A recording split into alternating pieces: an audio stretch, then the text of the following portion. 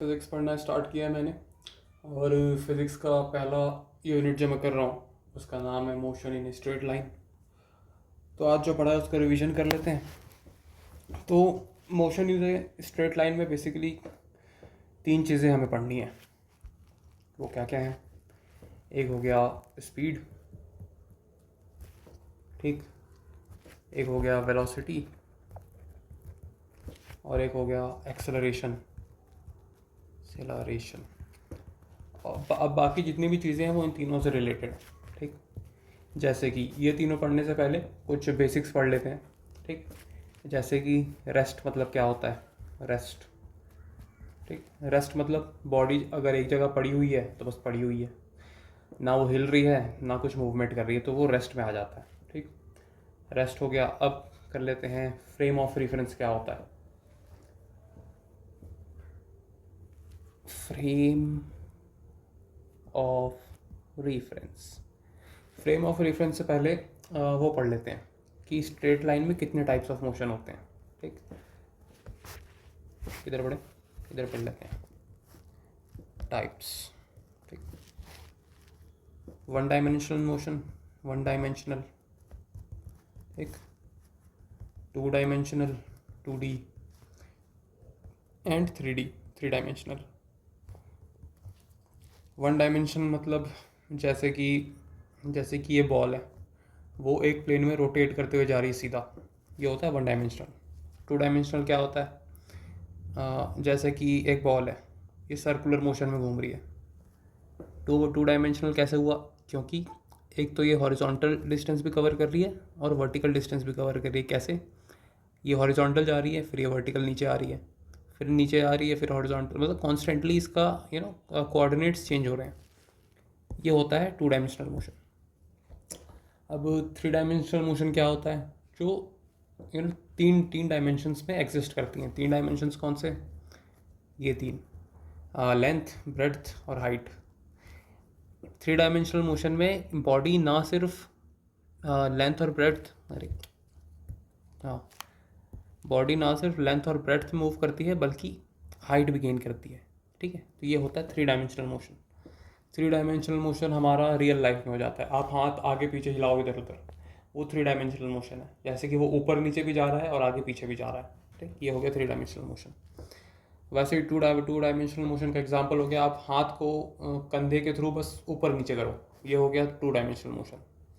1 dimensional motion हो गया, हाथ को रखो टेबल पे और उसको स्लाइड करो, ये हो गया 1 डायमेंशनल मोशन, ईजी, ठीक।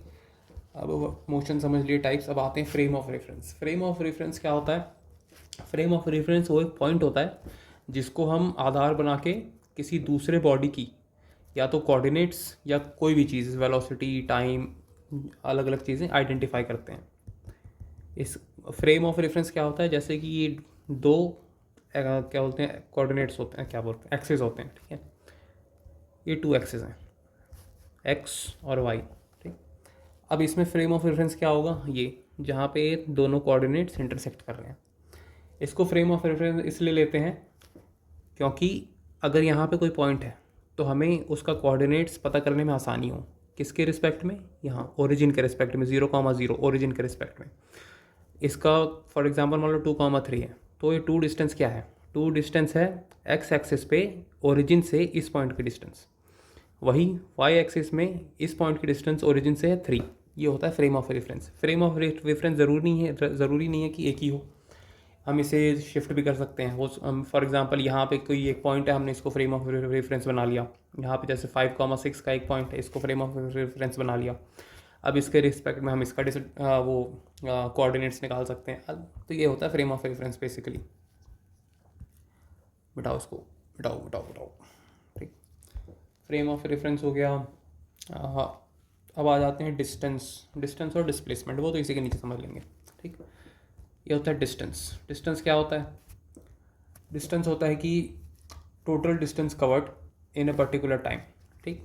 जैसे कि आप यहाँ से यहाँ मूव किए, फिर यहाँ गए, फिर यहाँ गए, फिर यहाँ गए, तो टोटल डिस्टेंस आपने कितना कवर किया वो होगा आपका डिस्टेंस। जैसे यहाँ 2 किलोमीटर, यहाँ 4 किलोमीटर, यहाँ फॉर एग्जांपल यहाँ फिर 2 किलोमीटर, यहाँ 5 किलोमीटर। टोटल डिस्टेंस आपका हो गया 2, 2, 4, 8 और 13 किलोमीटर, ठीक। ये होता है डिस्टेंस। डिस्टेंस हो गया। अब डिस्टेंस के जैसा ही होता है डिस्प्लेसमेंट, वो वेलोसिटी के अंडर आता है क्योंकि वेलोसिटी में उसका यूज़ होता है। डिस्प्लेसमेंट क्या होता है कि आप यहाँ पे थे, आप यहाँ से 2 किलोमीटर ईस्ट को गए, अब वहाँ से 4 किलोमीटर आप चले गए नॉर्थ को। अब डिस्प्लेसमेंट क्या है, तो जो शॉर्टेस्ट डिस्टेंस होगा, ये शॉर्टेस्ट डिस्टेंस, ये होगा डिस्प्लेसमेंट। आपके इनिशियल पोजीशन का, आपके इनिशियल पोजीशन और फाइनल पोजीशन के बीच का शॉर्टेस्ट डिस्टेंस, वो होता है डिस्प्लेसमेंट। ठीक। डिस्टेंस होती है स्केलर क्वांटिटी। अब स्केलर क्वांटिटी क्या होती है? स्केलर क्वांटिटी वो होती है जिसका सिर्फ मैग्नीट्यूड होता है, डायरेक्शन नहीं होता। मैग्नीट्यूड मतलब मैग्नीट्यूड कैसे समझोगे?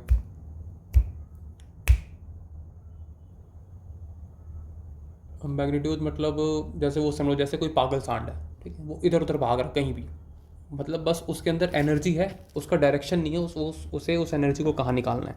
ठीक, वो होती है स्केलर क्वांटिटी। वैसे ही डिस्प्लेसमेंट होती है वेक्टर क्वांटिटी।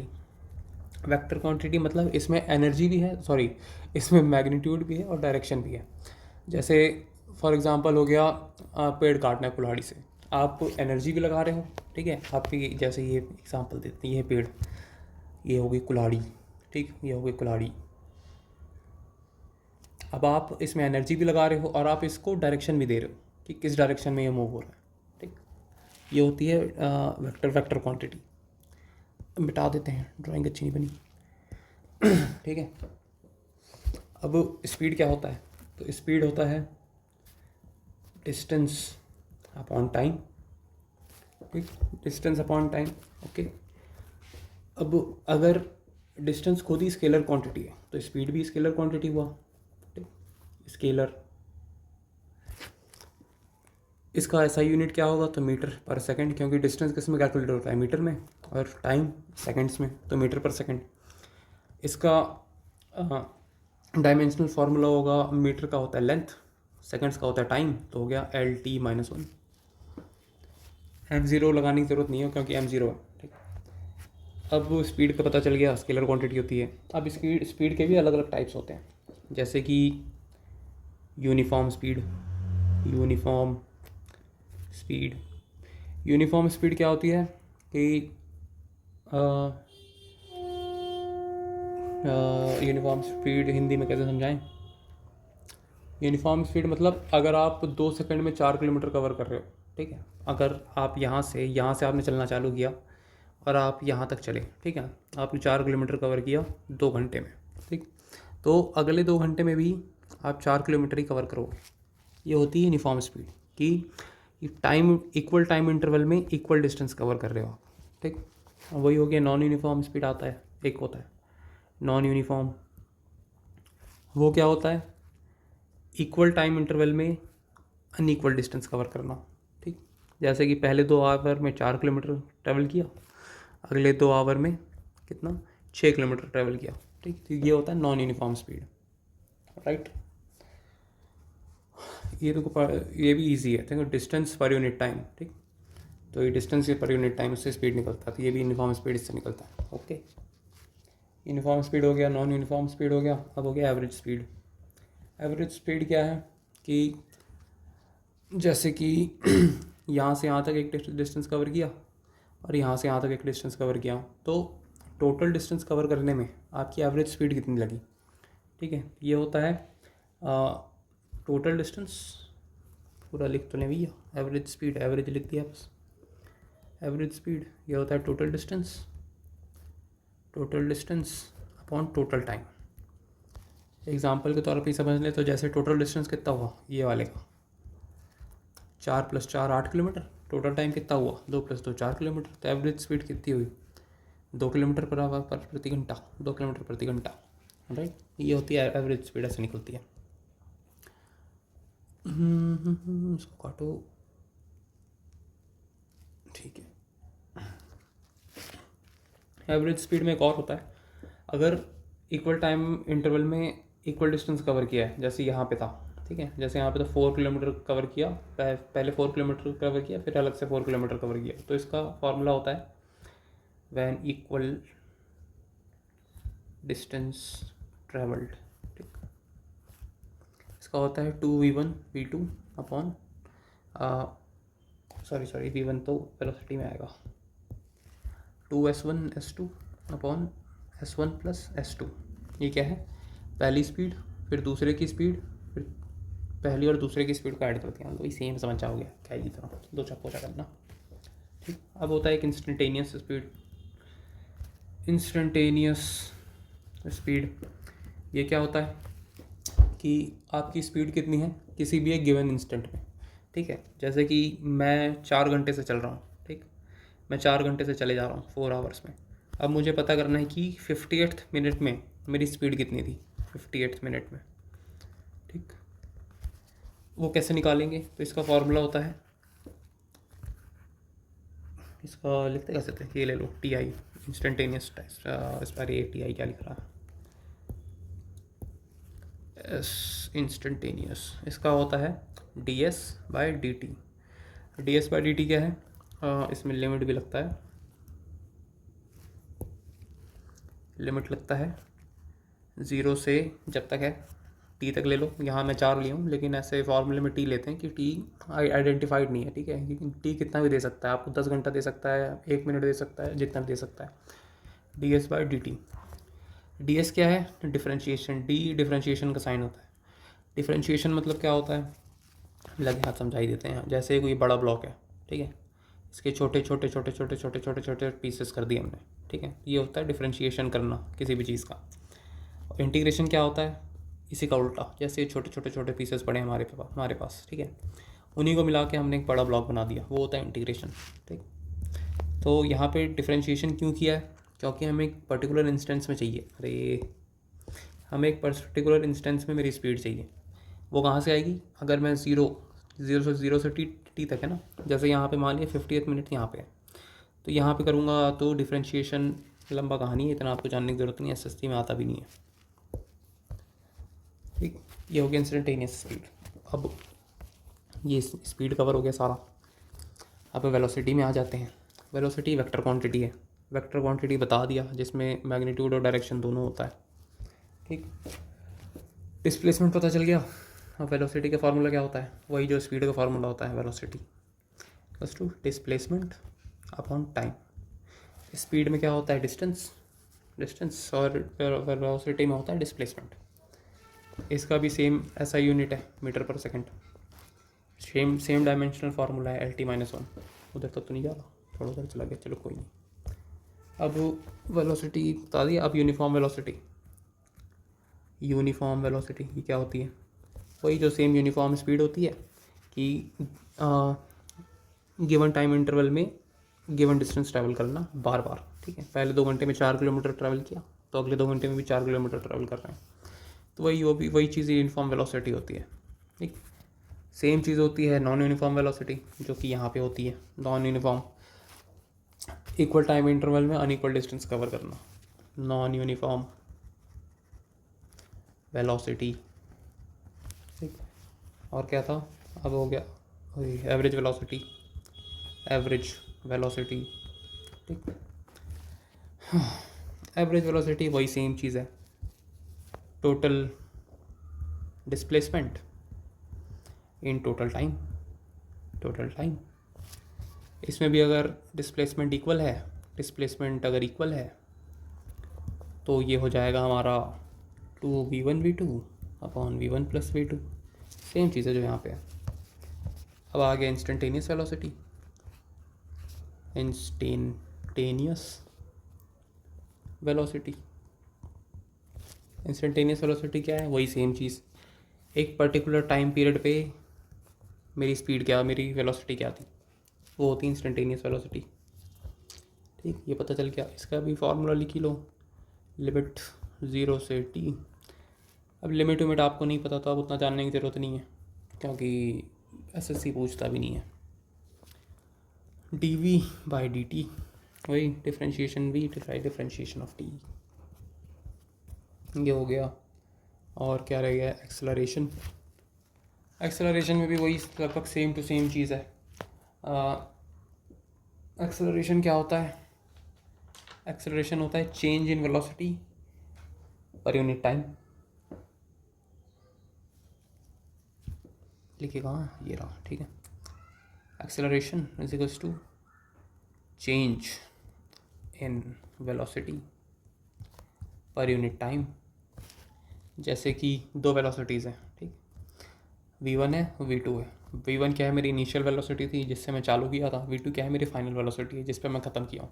ठीक, ख़त्म नहीं किया हूँ तो किसी टाइम पीरियड पे ले लो। ठीक है, जैसे v1 मान लो मेरी 5 किलोमीटर पर आवर थी, v2 हो गई 10 kilometre per hour, 10 kilometre per hour, और टाइम पीरियड ले लो 2 घंटा।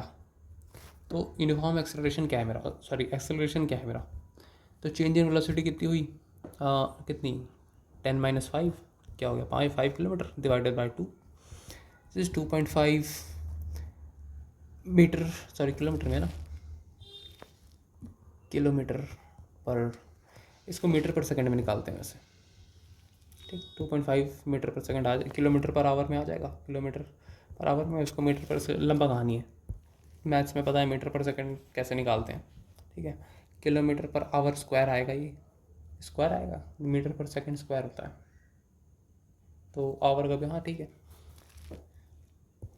ऐसा यूनिट होती है इसकी। अरे इतना लंबा कहाँ लिख रहे हो भाईजान, ऐसा यूनिट होती है इसकी मीटर पर सेकंड स्क्वायर। क्यों, ये भी देख लेते हैं, क्योंकि वेलोसिटी का फॉर्मूला क्या होता है, वेलोसिटी होता है डिस्प्लेसमेंट अपॉन टाइम, और नीचे एक टाइम पहले से है ये, तो टाइम इंटू टाइम हो गया, तो नीचे पर सेकंड स्क्वायर, और ऊपर डिस्प्लेसमेंट का क्या होता है, क्या बोलते हैं ऐसा यूनिट मीटर, या आगे मीटर पर सेकंड स्क्वायर। बैक करो, ठीक, और इसका डायमेंशनल फार्मूला क्या होगा, तो मीटर का क्या होता है L, और टाइम का T-2, LT-2। एक्सेलरेशन एक वेक्टर क्वांटिटी होती है। क्यों होती है, तो वेलोसिटी खुद एक वेक्टर क्वांटिटी है, डिस्प्लेसमेंट खुद एक वेक्टर क्वांटिटी है, तो जब एक्सेलरेशन कैलकुलेट ही किया जा रहा है वेक्टर क्वांटिटीज़ में, तो एक्सेलरेशन खुद भी तो एक वेक्टर क्वांटिटी होगा, सिंपल। तो वही हो गया अब यूनिफॉर्म एक्सेलरेशन, वही सेम चीज़ जो कि यूनिफॉर्म वेलोसिटी में थी, वही सेम चीज़ जो कि यूनिफॉर्म स्पीड में थी, वही सेम चीज़ यहाँ पे यूनिफॉर्म एक्सेलरेशन में। यानी कि गिवन टाइम पीरियड में, इक्वल टाइम पीरियड में इक्वल एक्सेलरेशन होना। जैसे कि वही पहले 2 आवर में 5 मीटर पर सेकंड स्क्वायर था एक्सेलरेशन, तो अगले 2 आवर में भी 5 मीटर पर सेकंड स्क्वायर एक्सेलरेशन। ठीक, नॉन यूनिफॉर्म जस्ट इसका उल्टा, सेम चीज़, नॉन यूनिफॉर्म यानी कि पहले 2 में अगर 5 मीटर पर सेकंड स्क्वायर था, तो अगले 2 में 10 मीटर पर सेकंड हो जा रहा है, नॉन यूनिफॉर्म। अब एवरेज एक्सेलरेशन ये क्या होता है, क्या था यार ये,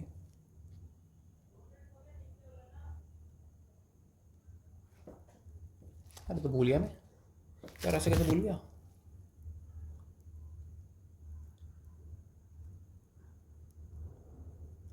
याद करने दो भाईजान, याद करने दो।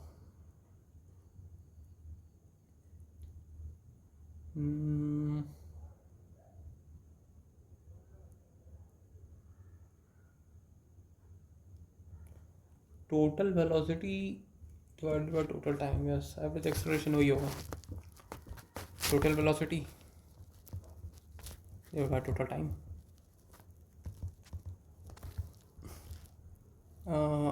नहीं, सॉरी, याद आ गया। हाँ जी, तो एवरेज एक्सेलरेशन क्या होता है, ठीक, जैसे कि टाइम पीरियड है T1, ठीक, उसमें मेरा एक्सेलरेशन था A1, ठीक। अब दूसरा टाइम पीरियड है T2, उसमें मेरा एक्सेलरेशन था A2।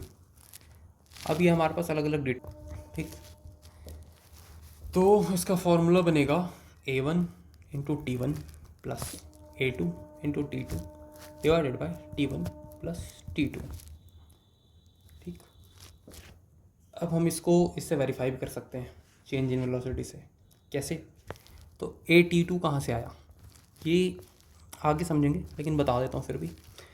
Motion in a straight line का एक फार्मूला होता है, v=u प्लस AT, ठीक। अगर इनिशियल वेलोसिटी 0 लेके चल रहे हैं, जो कि ऑब्वियसली होती भी है, अगर आप बाइक चलाना स्टार्ट कर रहे हो तो शुरू में आपकी वेलोसिटी तो 0 ही थी ना, ठीक। अगर ये 0 हो गई तो क्या बनेगा, v=AT। वही चीज़ यहाँ पे यूज़ हुई है। वो किसी अलग टाइम पीरियड के लिए है, ये किसी अलग टाइम पीरियड के लिए है, एक फार्मूले का यूज़ करते हुए।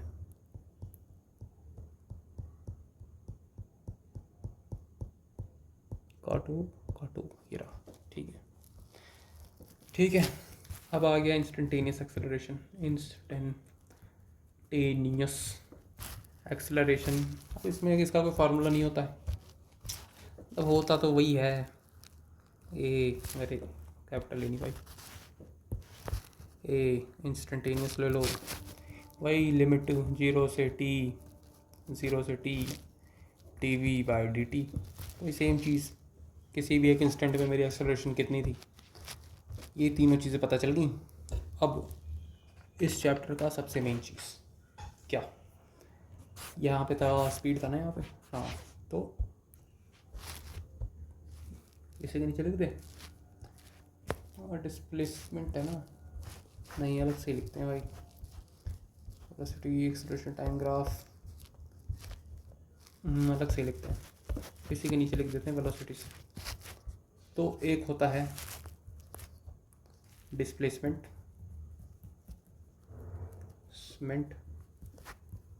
टाइम ग्राफ, ठीक। एक होता है वेलोसिटी टाइम ग्राफ, अब उसके लिए जगह नहीं बचा, मेरे को लग रहा है नहीं बच गया।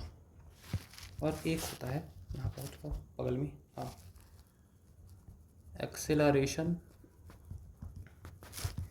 टाइम ग्राफ, ठीक। अब ये ग्राफ क्यों इम्पोर्टेंट है, इसलिए इम्पोर्टेंट है क्योंकि एसएससी में कभी कभार सवाल आ जाता है कि जैसे कि अगर क्या बोलते हैं बॉडी कांस्टेंट वेलोसिटी से मूव कर रही है, तो डिस्प्लेसमेंट टाइम ग्राफ में ग्राफ कैसा बनेगा, तो उसके लिए ये चीज़ें याद करना बहुत ज़रूरी है। तो डिस्प्लेसमेंट टाइम ग्राफ होते हैं लगभग पाँच टाइप के। पहला कि स्टेशनरी है, ठीक है, बॉडी इज़ स्टेशनरी, ठीक। इसका ग्राफ कैसे बनेगा, ये हो गया डिस्प्लेसमेंट, ये हो गया टाइम, इसका जाएगा स्ट्रेट, ओए इसका जाएगा स्ट्रेट लाइन। क्यों, देखते हैं। बॉडी स्टेशनरी में, ठीक है, मतलब ना वो मूव कर रही है, मतलब मूव ही नहीं कर रही है और क्या, ठीक है, मूव नहीं कर रही है, तो जैसे जैसे टाइम पास होते रहेगा तो डिस्टेंस तो कोई कवर हुआ नहीं, डिस्प्लेसमेंट तो कुछ हुआ नहीं, तो इसलिए ग्राफ स्ट्रेट जा रहा है, क्योंकि 1 घंटे में भी वही डिस्टेंस था, वहीं पे थी, 2 घंटे में भी वहीं पे है, 3 घंटे में भी वहीं पे है, ठीक है। तो ये होता है body in a stationary position, ठीक है, बॉडी स्टेशनरी। दूसरा, body moving with constant velocity, constant, अरे ऐसे नहीं, पूरा लिख देते हैं, मूविंग विथ कांस्टेंट वेलोसिटी। इसमें क्या है, ये हो गया ग्राफ, ये हो गया डिस्प्लेसमेंट, ये हो गया टाइम। अब ये ग्राफ बनेगा ऐसे सीधा, क्योंकि कांस्टेंट वेलोसिटी हो गया, यानी यूनिफॉर्म वेलोसिटी एक ही बात है, यूनिफॉर्म कांस्टेंट एक ही बात है। तो जैसे जैसे टाइम बढ़ रहा है डिस्प्लेसमेंट बढ़ते जा रहा है, क्योंकि वेलोसिटी कांस्टेंट है, सेम चीज़। तीसरा क्या होता है, कांस्टेंट एक्सेलरेशन, ठीक है, हाँ, कांस्टेंट एक्सेलरेशन, कांस्टेंट मूविंग तो लिख ही नहीं रहा हूँ, मूविंग कौन लिखेगा,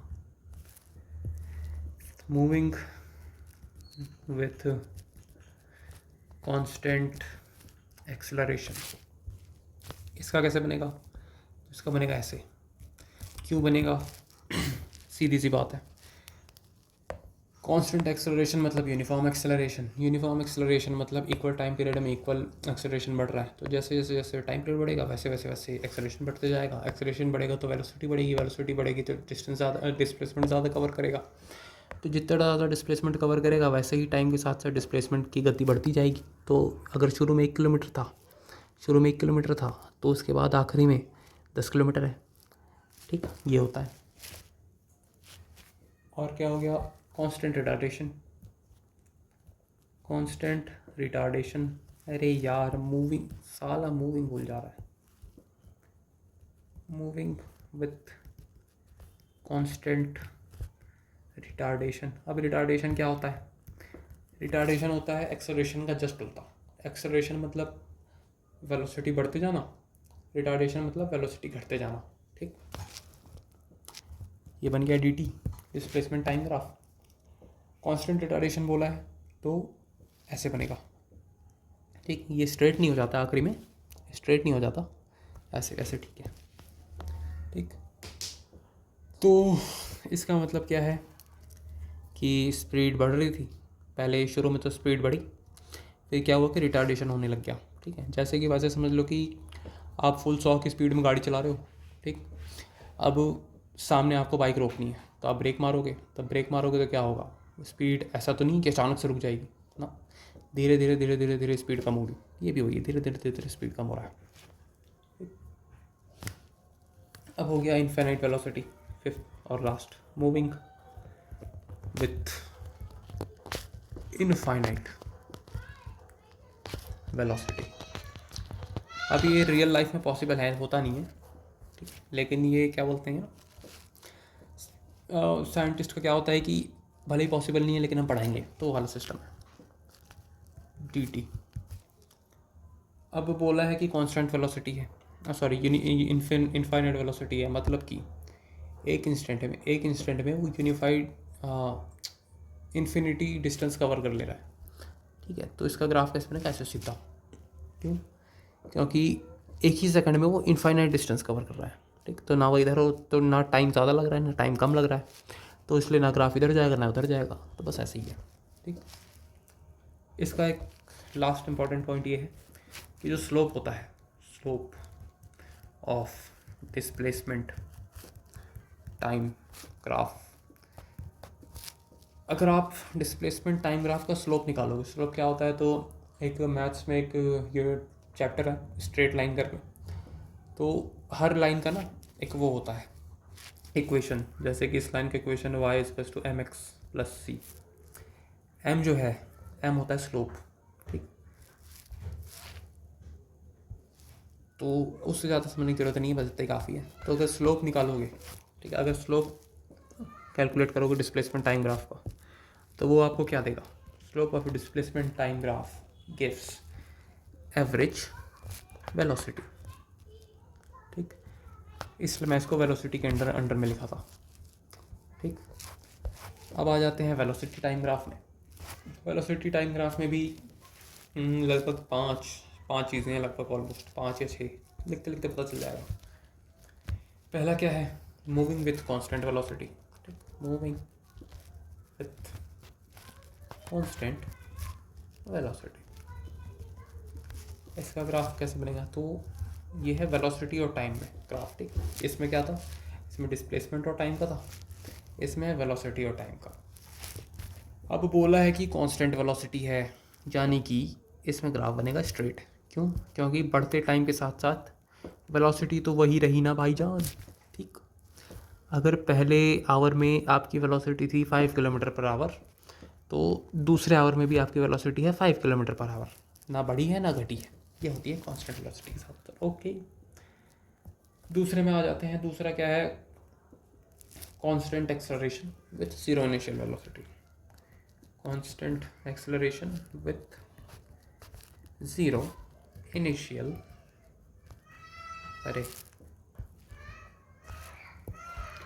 इनिशियल वेलोसिटी। इसका ग्राफ कैसे बनेगा? तो भाईजान ऐसा बनेगा कुछ वीटी। स्लोप कैसे बन गया इसमें? स्लोप नहीं है, ये है स्ट्रेट लाइन। अरे यार रुको भाईजान,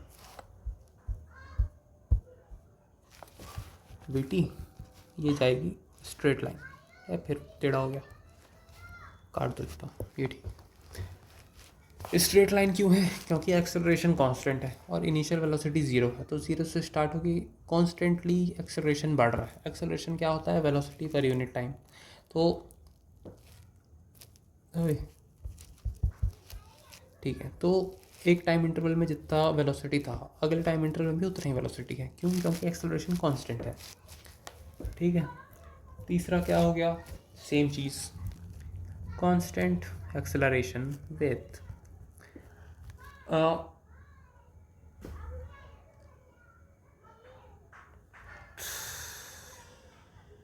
नहीं एक्सेलरेशन नहीं है भाई,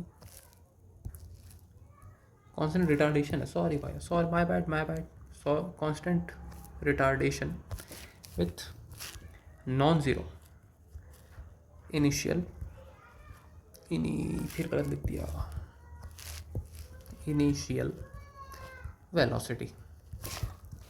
इसका कैसे बनेगा, ऐसे बनेगा इसका कुछ वी टी। ऐसे क्यों बन रहा है, क्योंकि non zero initial velocity non zero है, मतलब जीरो तो होगी नहीं, जीरो से ज़्यादा ही होगी। अब जीरो से ज़्यादा है तो कॉन्स्टेंटली रिटार्ड हो रही है कॉन्स्टेंटली रिटार्डेशन हो रहा है। तो अब समझ गए भाई कितने बार समझाएं कि चीज़ 4। फोर्थ क्या है, हाँ, कांस्टेंट रिटार्डेशन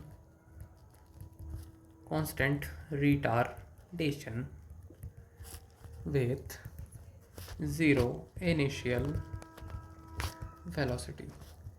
अब ये रियल लाइफ में पॉसिबल नहीं है, क्योंकि ज़ीरो इनिशियल वेलोसिटी रख के आप उससे नीचे कहाँ ही जाओगे, उससे नीचे तो क्या ही रिटार्डेशन हो जाएगा आपका, ठीक है। तो ये है ज़ीरो इनिशियल वेलोसिटी।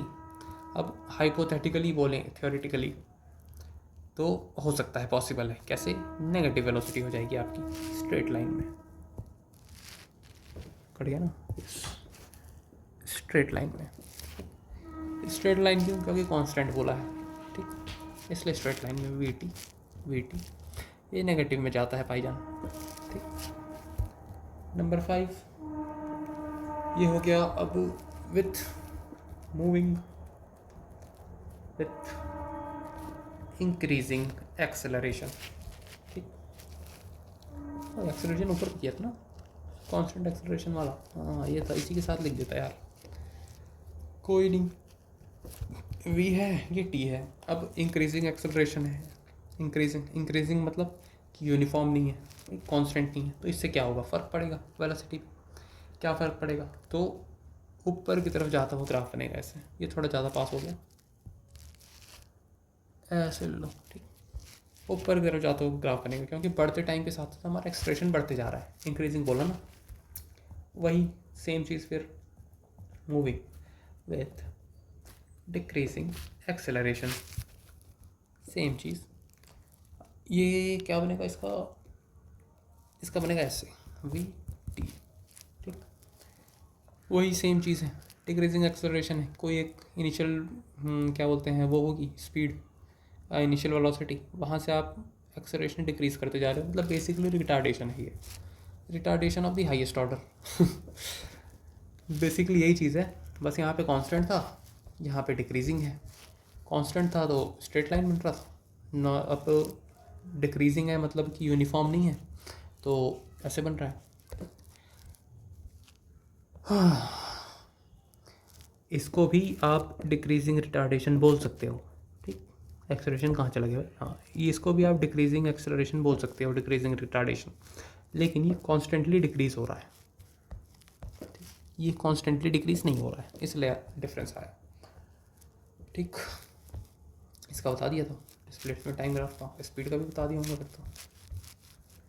एक सेकंड भाई, ए यार, नहीं ठीक है वेलोसिटी टाइम ग्राफ में, ठीक है। इसका स्लोप क्या देता है, तो slope of velocity time graph gives, क्या देगा, इमेजिन करो, वेलोसिटी पर टाइम क्या होता है, एक्सेलरेशन, तो एवरेज एक्सेलरेशन। अब वैसे ही एक होता है एक्सेलरेशन टाइम ग्राफ, इसमें ज़्यादा नहीं है, इसमें 2-3 टॉप है, जैसे moving with constant acceleration, moving with constant acceleration, ये बन गया, ये है ए, कैपिटल ए क्यों लिख रहा भाई, ए हो गया, ये टी हो गया, एक्सेलरेशन हो गया, टाइम हो गया, कांस्टेंट है मतलब ऐसे जाएगा, वही जो सेम लॉजिक था यहाँ पे, वही सेम लॉजिक है यहाँ पे, ठीक। अब है uniform increasing acceleration, moving with uniform increasing acceleration. अब यूनिफॉर्मली इंक्रीज हो रहा है, ए है टी है, यानी कि ऐसे जाएगा। ठीक, ये स्ट्रेट लाइन नहीं है, ये ऐसे जाएगा। ठीक, अरे वेट अ मिनट, यूनिफॉर्म है ना, हाँ तो सही तो था, स्ट्रेट लाइन जाएगा ऐसे, क्योंकि यूनिफॉर्म है तो बराबर टाइम इंटरवल में बराबर एक्सेलरेशन बढ़ेगा। 3 क्या है? 3 है हमारा constant moving with constantly decreasing acceleration. Decreasing acceleration basically retardation है ये। ठीक, इसको काटो, क्या बूंदी लग गया यार। ठीक है, ए है, ये टी है। अब डिक्रीजिंग रिटार्डेशन है, मतलब सॉरी डिक्रीजिंग एक्सेलरेशन है, तो ये ऐसे बनेगा। यूनिफॉर्म है क्या, कांस्टेंट है, sorry sorry my bad my bad. तो ये ऐसे जाएगा, फिर से वो हो गया स्ट्रेट लाइन। ठीक, क्योंकि एक हाईएस्ट स्पीड, सॉरी एक स्पीड होगी एक टाइम पे, अब वहाँ से एक्सेलरेशन डिक्रीज हो रहा है, एक्सेलरेशन डिक्रीज होगा तो वेलोसिटी डिक्रीज होगी। ठीक, तो इसलिए ऐसे ऐसे नीचे नीचे आते आते एक टाइम पे 0 हो जाएगी। अब यहाँ मैं टच नहीं कराया हूँ क्योंकि अब क्या ही करना, बस इतना काफ़ी है भाई। इसका कोई स्लोप निकाल के कुछ नहीं निकाल पाओगे क्योंकि एक्सेलरेशन बटे टाइम कुछ होता ही नहीं है, तो क्या ही मतलब है।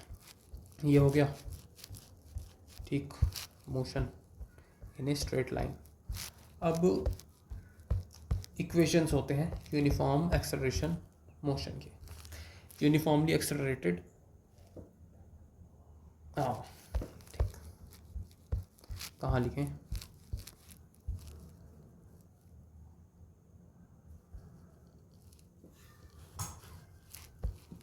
कहाँ लिखें? यहाँ पे तो एक्सेलरेशन है, यहीं लिख देते हैं।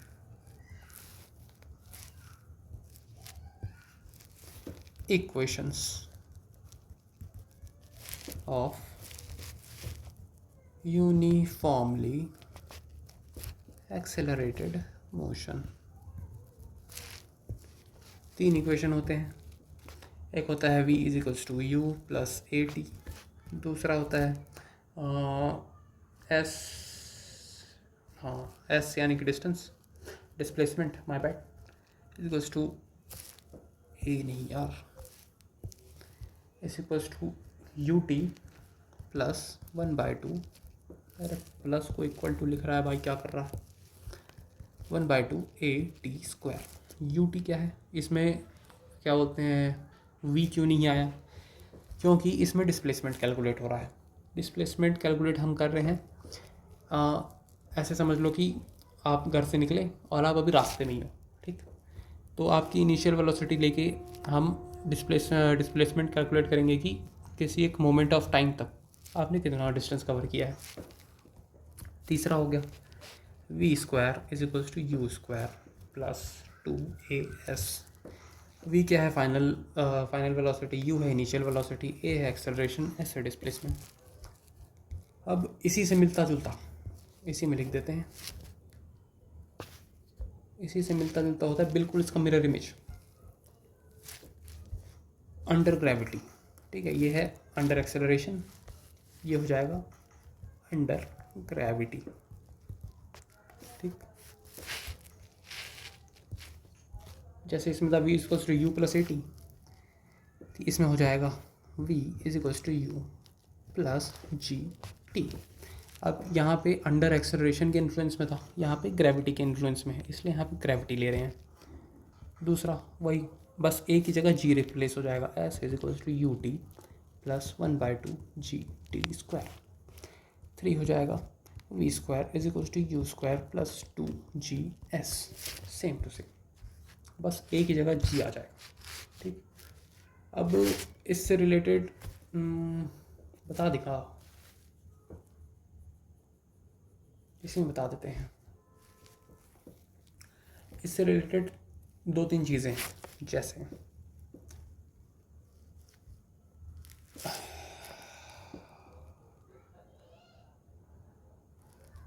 जैसे कि time taken for maximum height reached. ये वैसे ग्रेविटी वाले चैप्टर में भी है होगा, लेकिन बता ही देते हैं, हम पहुंच ही गए हैं भाई यहाँ तक।